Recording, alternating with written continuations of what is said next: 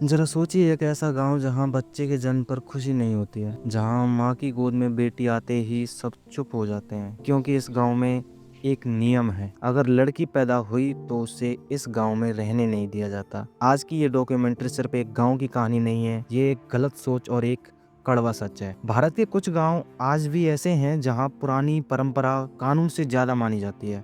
इस गांव में सालों पहले एक नियम बना, लड़की का जन्म बुरा माना जाता है। गांव के लोग कहते हैं लड़की पैदा होने से फसल खराब हो जाती है, पानी की दिक्कत आ जाती है, बीमारी फैल जाती है। ये बातें लिखी कहीं नहीं है, पर फिर भी लोग इन्हें सच मानते हैं। गांव के बड़े लोग बताते हैं कई साल पहले यहाँ बहुत मुश्किल वक्त आया, बारिश नहीं हुई, लोग बीमार पड़े और उसी समय कुछ लड़कियों का जन्म हुआ। धीरे धीरे लोगों ने सोच लिया ये सब लड़की पैदा होने की वजह से हुआ।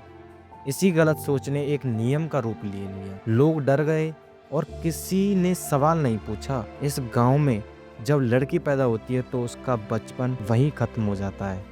पैदा होते ही या तो उसे किसी रिश्तेदार के यहाँ भेज दिया जाता है या गांव के बाहर। माँ चुपचाप रोती रहती है, पिता मजबूर होता है और बेटी अपना गांव देखे बिना ही उसे छोड़ देती है। ना अपना घर, ना अपनी मिट्टी, ना अपने लोग, सिर्फ एक वजह, वो है कि वो लड़की है। जरा सोचिए उस माँ के बारे में जो रोज अपनी बेटी को याद करती है, पर गांव के डर की वजह से वो उसे मिल भी नहीं सकती। कुछ माएँ चुपके से मिलती हैं और कुछ सिर्फ तस्वीर देखकर जीती हैं। ये सिर्फ एक नियम नहीं, ये माँ के दिल का दर्द है। साइंस साफ कहती है लड़का या लड़की का जन्म प्रकृति तय करती है। कानून कहता है लड़का और लड़की दोनों बराबर हैं। सरकार भी कहती है कि ऐसे नियम गलत हैं, पर यहाँ दिक्कत कानून की नहीं है, लोगों की सोच की है।